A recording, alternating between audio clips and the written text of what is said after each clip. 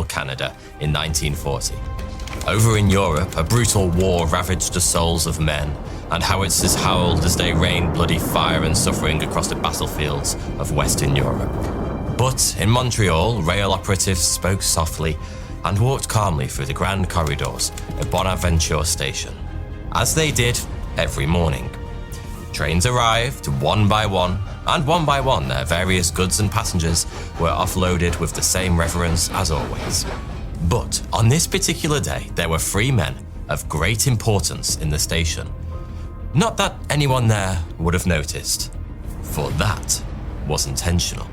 One was Alexander Craig, a representative of the Bank of England, arriving on a train, and the others, David Mansour and Sidney Perkins, were from the Bank of Canada and were pensively awaiting Craig's arrival. They knew exactly why they had been sent, and Craig knew exactly why he was going there. But those 3 men were alone in that knowledge. The hundreds of other passengers and rail workers were none the wiser. Only years later would it become clear. As Alexander Craig stepped off the train, he greeted Mansour and Perkins with the most peculiar remark. "Hope you won't mind our dropping in unexpectedly like this, but we've brought along quite a large shipment of fish," putting strange and rather loud emphasis on the word fish. And he wasn't joking. Aboard the train were 2,729 boxes of fish. And it was of utmost importance that this fish was treated with extreme care and diligence, because the very future of the free world, the very future of humanity, relied on it. If that all sounds a little ridiculous, you might soon change your mind when I tell you that the fish on board the train that day wasn't fish at all, but hundreds of millions of pounds of gold and government securities. Because this is the story of Operation Fish, the biggest and most secretive movement of wealth in all of history. It was so outlandish and yet so perfectly executed that you really won't believe it happened. This is the story of how the British Empire moved its entire fortune across the Atlantic during World War II, disguised as fish.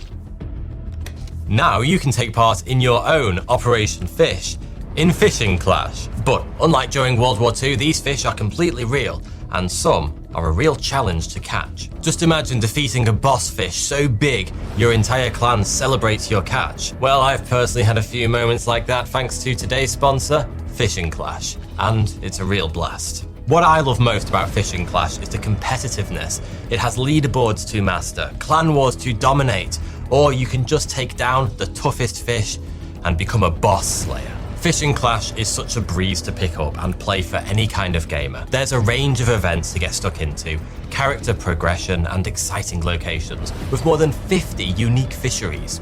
You can catch hundreds of species of fish from every corner of the globe. Join over 50 million players already casting their way to glory. Download the game by using my link in the description box, or scan the QR code you see on the screen now, and use my special gift code 42 to claim a special $20 value reward, including a unique avatar for free. It's fair to say that by 1940, the war wasn't going well for the Allies. Nazi Germany had blitzed its way through Western Europe with terrifying speed. France, Belgium, and the Netherlands had all fallen. The mighty British Empire stood, isolated, facing the very real possibility of a ground invasion by Hitler's unstoppable war machine. In this desperate hour, the people of Great Britain were focused on safeguarding themselves and their families. But those at the highest rungs of government were more concerned with safeguarding the vast wealth of Britain and her empire, because losing that meant losing the war for sure. No questions asked. Britain's gold reserves, government bonds and securities were quite literally the lifeblood of its wartime economy. Without them, the empire could neither buy weapons nor pay its armies. Today, government bonds and securities exist digitally on a computer system, but back then they were physical slips of paper, some of which were more valuable than a solid gold bar. And the big concern was that Hitler could swim across the channel, storm London's gold vaults, and steal almost all of that wealth. Indeed, this money was Britain's Achilles heel. And if you hadn't noticed, the Nazis were quite fond of stealing gold.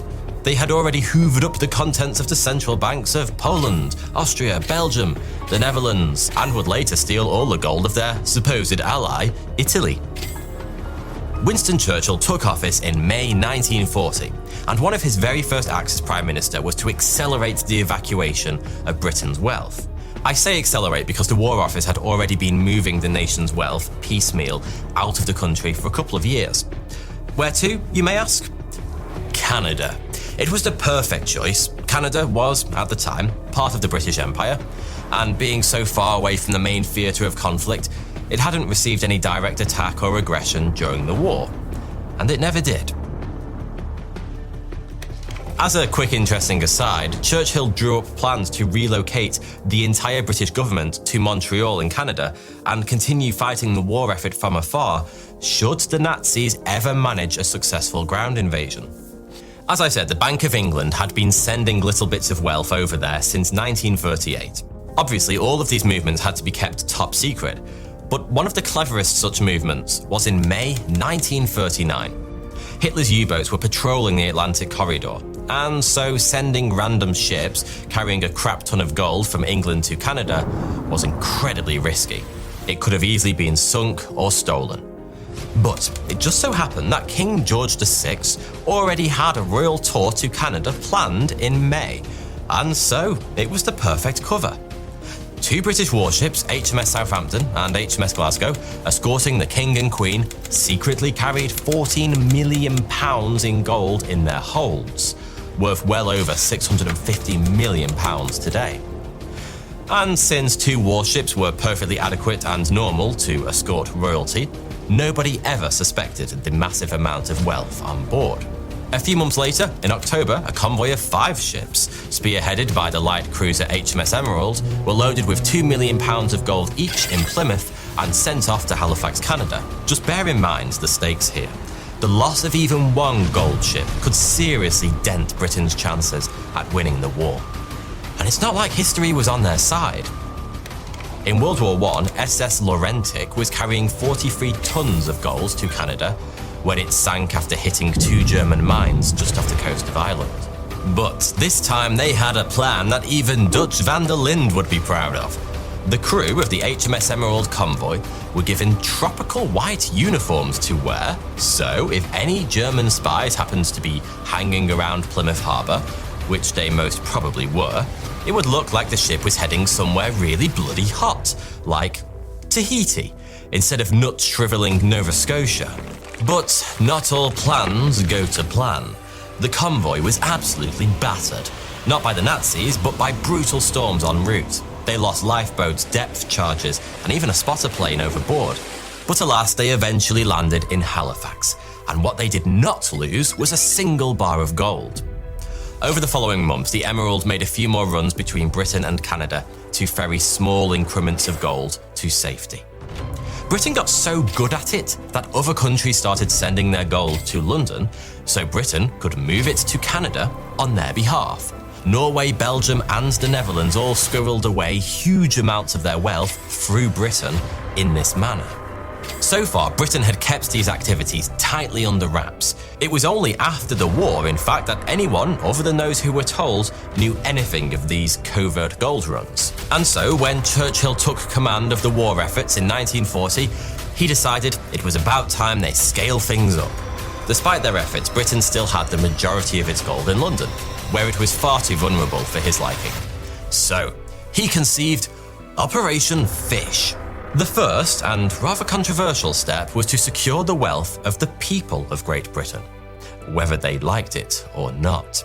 He utilised the Emergency Powers Act, which is basically a law created to allow the government to do whatever the bloody hell it fancies during a war or catastrophic event, to confiscate bonds and stock certificates from everyone in the country, with the promise of returning them after the war. People were told that their money was being put away into safekeeping, but what they were not told was that it would soon be packed up into crates and sent on a perilous journey across the Atlantic to be stored in a Canadian vault. That's if it didn't sink along the way. Sure, it was dishonest, but you have to realise that had Churchill have told the British public where their money was really going, then the word would definitely get back to the Nazis, and before you know it, Hitler would be strapping on his skis and bashing down the doors of a random Canadian bank. Or much more likely, he would have just instructed his U-boats to heavily patrol this particular trade corridor to annihilate every one of the gold ships. So, secrecy was paramount. Now, with almost all of the private and public wealth of the empire secured under government control, it was time to properly set Operation Fish into action. And to move this much gold, hundreds of tons of the stuff, plus mountains of paper money, some special measures had to be put in place. Firstly, the weight limits that capped the amount that could be carried on a single voyage were completely scrapped. Now, if it fit on the boat, it could sail. But most importantly, nobody, apart from a very small and very select circle of people, could know what was happening and what cargo was being transported. It turns out it's really tricky to pack gold and money into wooden crates and then load them onto a ship without anyone noticing. The loading of ships in ports such as Plymouth and Liverpool were very conspicuous affairs that would take hours to complete. Anyone walking past would be able to see that a large shipment was being lowered onto a naval ship, and all it would take for the secret to get out would be for the wrong person asking a dock worker what it is exactly he was loading. Therefore, everyone was told, from the dock workers, known as stevedores, to the sailors and the ship's captain, that they were transporting crates of fish. And those in the know would be very careful to only ever refer to this precious cargo as fish, even when speaking with others within the secret circle, because you never know who is listening. And that's why Operation Fish was named so. And it seemed to be working. After all, people who lived around port towns were used to fish coming in and out on boats every day, so there was never any reason to be suspicious. And so, in June 1940, the first proper vessel to sail under Operation Fish left for Canada. HMS Revenge was carrying £40 million worth of gold and securities, worth over £2 billion today. She was escorted by two Canadian passenger liners, SS Antonia and SS Duchess of Richmond, each stuffed with £10 million of their own. Only days after that, HMS Furious was dispatched with yet another £20 million of goods. Since the weight limits of each vessel had now been completely ignored, the heavy gold bars and coins often caused permanent structural damage to the ships. Do you remember HMS Emerald that carried the King and Queen the year before, along with a secret stash of gold? Well, as part of Operation Fish, she was painstakingly stripped and refitted to carry as much cargo as possible. And then, on the 24th of June 1940, she slipped silently into the Atlantic from the out-of-the-way port of Greenock, Scotland, carrying a truly unprecedented amount of wealth, £30 million of gold and £200 million in stock certificates and bonds. There was so much gold and paper money on board that every nook and cranny on the vessel had to be utilised. Gold was shoved into ammunition lockers, and the entire floor of the captain's day cabin was blanketed in paper securities. A representative from the Bank of England, Alexander Craig, was on board, and there was so little room for an extra bed for him that he actually had to sleep on top of the paper money in that room for the entire voyage. On this particular voyage, which was, at the time, the biggest single movement of physical wealth in history, Emerald was escorted by two British Navy destroyers. But the convoy yet again hit turbulent storms in the North Atlantic, forcing the destroyers to turn back. HMS Emerald, however, continued, lonely with singular resolve, to her destination in Canada. Can you imagine how sweaty the arse cheeks of the captain must have been at that moment, carrying £200 million across U-boat infested waters, and his protection detail had just given up the ghost? But, just like all the previous voyages, Emerald made it to Halifax on the 1st of July, intact. But with a few more holes than when she departed, and the odd broken timber. Now, if you thought that mission was impressive, it was only half of what came next. 4 days later, on the 5th of July, Operation Fish waved goodbye to its magnum opus. A fleet of 5 ships, 3 luxury cruise liners refitted for war, and 2 Royal Navy ships, HMS Revenge and HMS Bonaventura. In total, there was a jaw-dropping £450 million worth of treasure spread across the fleet. worth over £20 billion in 2025. To this day, this convoy represents the largest single movement of physical wealth in history. The convoy had to fight a thick fog for most of the journey and dodge icebergs. One of the luxury cruise liners had an engine failure in the middle of the Atlantic, but the crew got her up and running again after spending a few days repairing it, all the while bobbing around like a sitting duck just awaiting the arrival of a German U-boat. But thankfully, it never came. Despite these issues, all 5 ships made it and delivered every single crate of fish. In fact, over its few short weeks, Operation Fish saw the bulk of Britain's wealth successfully moved to Canada. Not a single gold bar or a share certificate was lost, and so far as we know, the Nazis didn't discover the operation until it was declassified after the war. Part of the reason for its extreme success was its extreme secrecy. Every possible measure was taken. Most of the gold was moved around Britain to ports such as Plymouth, Liverpool and Greenock in the middle of the night, shrouded in darkness. The ships maintained strict radio silence en route. Oh, and did you notice how pretty much every Operation Fish fleet hit storms along the way? Well, that was on purpose. Sort of. The convoys sailed during forecasted adverse weather conditions and only took remote, perilous routes just for that extra level of cover. And to top it all off, the top brass behind Operation Fish decided not to inform Britain's own War Risk Insurance Office to prevent someone there from leaking the operation. And that was a British government-backed and controlled office. This meant that if a ship was sunk, there would be no insurance payout to cover the loss. When these gold convoys reached Canada, it was typical for the entire pier to be cordoned off and cleared of bystanders to prevent any spies from gathering evidence. At one point, over 100 Royal Canadian Mounted Police were seen forming a perimeter around Pier 6 in Halifax Port. Whilst cordoned off, the gold and security crates would be transferred onto a waiting train. No mention of these ships and their cargoes were ever made in the port logs.